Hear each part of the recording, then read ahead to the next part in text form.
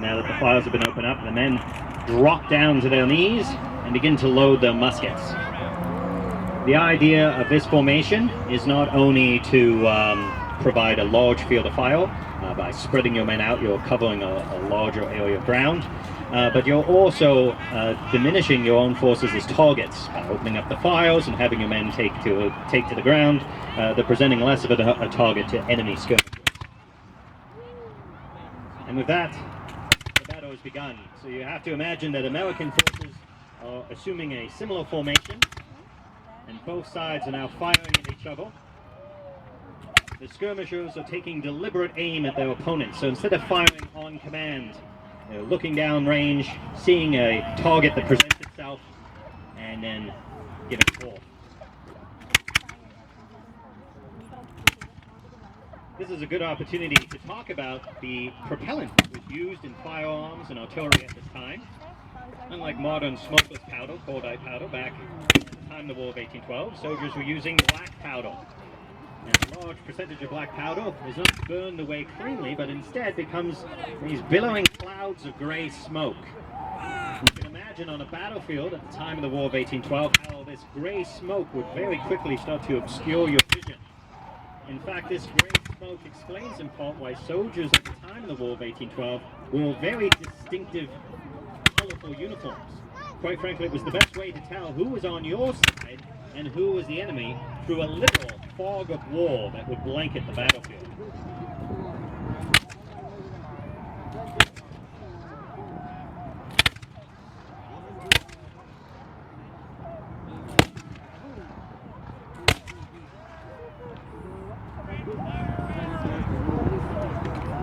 Now that the enemy has been softened up a little bit, the British are going to advance their skirmish line forward to continue to harass the American adversaries. If they're lucky, they might be able to disrupt the American skirmish line to the point that they can even start to wreak havoc among the main American force that would be forming up behind their own skirmishers. So the front rank gave fire, and now the rear rank is advancing several paces forward. So this very deliberate approach on the enemy is designed to help cover your own force as it slowly advances. As well, with each fire, you're wreaking havoc among the American forces. As the rear rank gave fire, now the front rank jumps forward. So kind of like a very nasty game of hopscotch, if you will.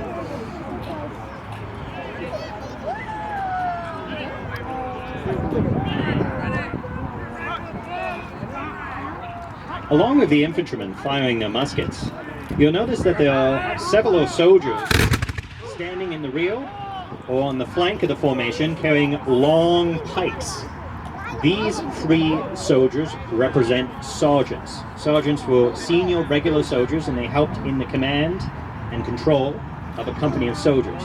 One of the distinctive weapons of a British sergeant at the time of the War of 1812 was this 9-foot-tall espadon, pike. The pike's main purpose was not so much to function as a practical weapon on the battlefield, but to act as a signal marker for the sergeant. You can imagine the pike would rise above the smoke on the battlefield, and you just had to look, cast your eyes up, and see where the glint of the sun was hitting the steel of the pike head, and you would know where the commands were emanating from.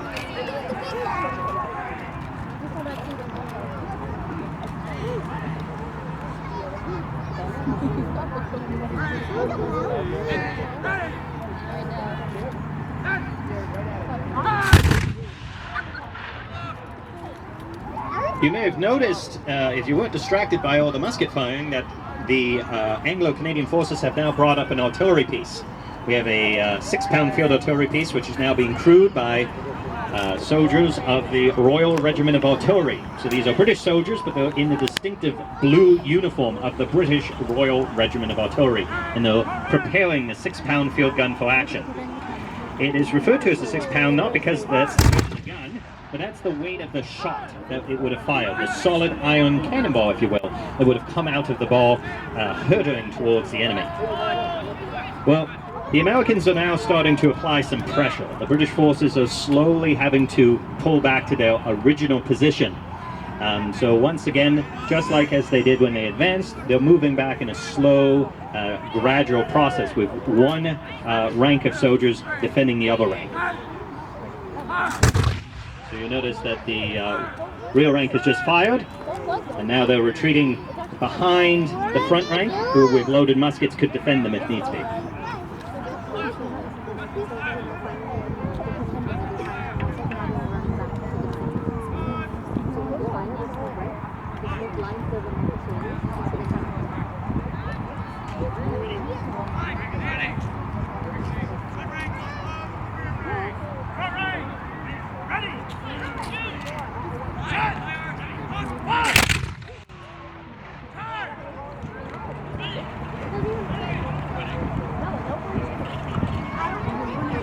So the files have been brought back together. The Anglo-Canadian forces have been forced back to their original starting position. Nevertheless, they still have a strong emplacement, and now that they've brought up the support of the artillery, they should be able to hold this position from the American forces.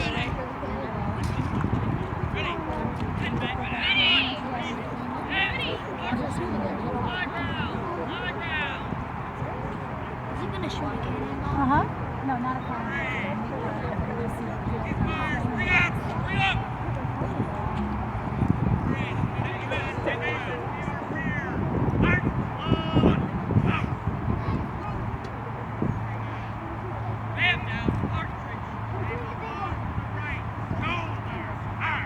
In order to apply a more concentrated field of fire on the advancing American forces, they are now closing the files of the troops, so they're bringing them back, standing shoulder to shoulder, assuming the classic, if you will, thin red line.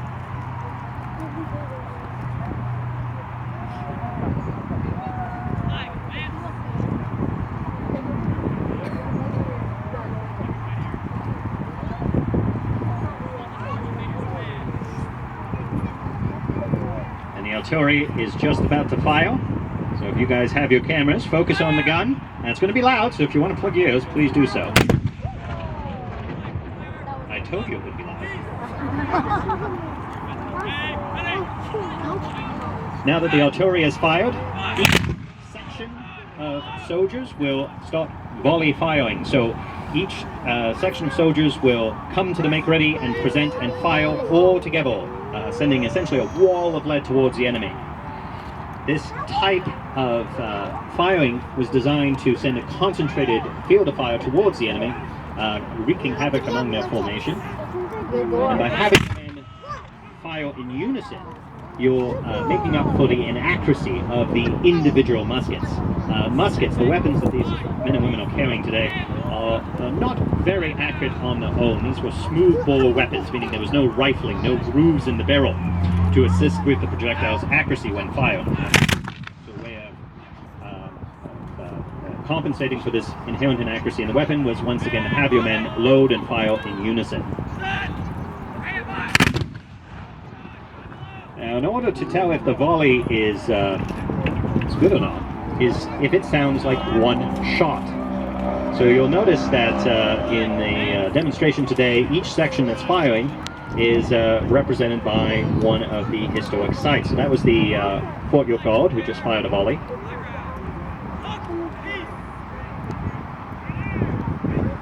Next we have the Grenadiers of the Fort George Guard. So once again, you're looking for one sound. You've got a dozen people firing at once, but you want to go for one sound.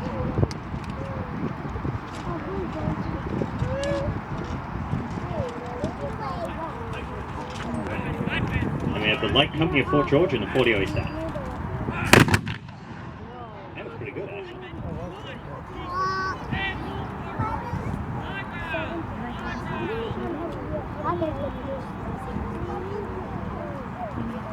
Now, a well-trained British soldier at this time should be able to load and fire his musket once every 15 to 20 seconds or so, resulting in a rate of fire of 3 to 4 shots within a minute.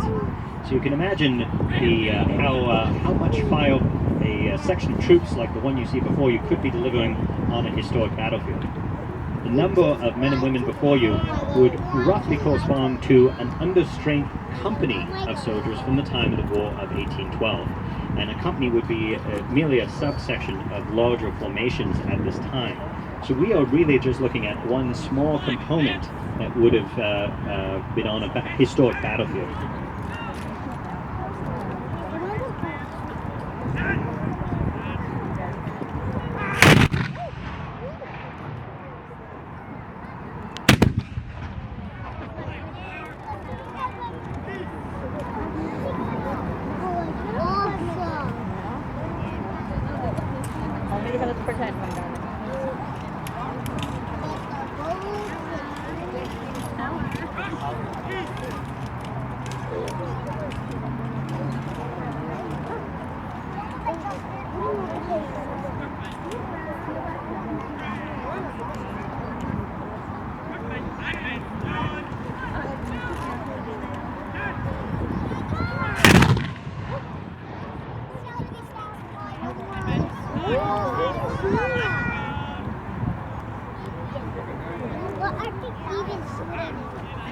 You notice that across the chests of these soldiers are two broad white cross belts with a brass belt plate holding them in place in the center of the chest.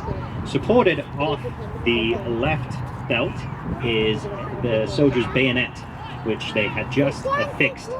The bayonet was 17 inches of solid steel designed to fit over the end of the musket barrel, so you basically have a combination of musket and pike, or spear. So you notice that the front rank has dropped to one knee, so imagine that the Americans have brought cavalry, men who ride horses into battle, onto the field.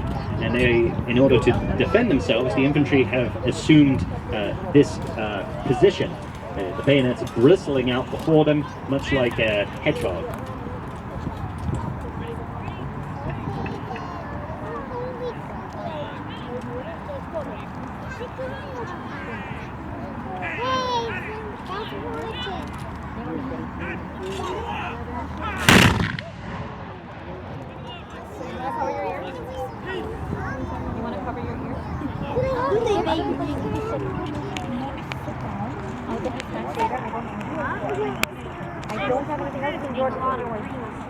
So I mentioned that the bayonet is would have been held off the left belt. The belt hanging off the right hip supports the cartridge pouch. This is a black level box, which in the British Army at the time of the War of 1812 was designed to hold 60 rounds of ball ammunition. So soldiers at the time of the War of 1812 in the British force would have been taking the field with up to 60 rounds just within that pouch.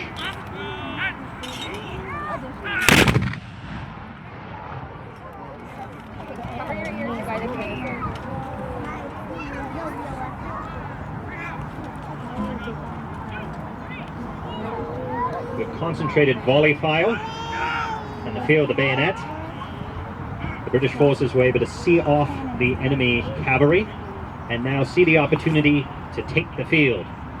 So they're going to launch into a bayonet charge. And unlike what you might see in a Hollywood movie, this would be a steady, organized affair. The idea was to sweep the enemy from the field by presenting them with a solid mass of your own forces.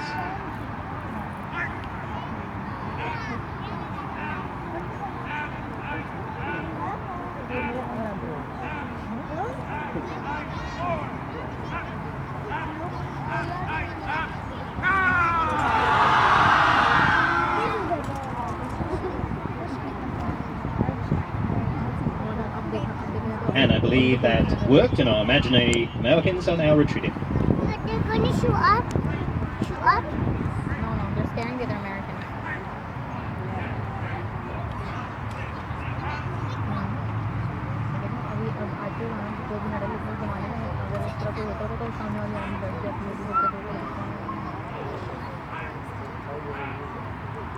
As I mentioned at the very beginning of the demonstration, we are very fortunate today to have men and women visiting us from both Fort George National Historic Site of Canada, located in Niagara-on-the-Lake, Ontario, as well as Old Fort Erie, located in Fort Erie, Ontario.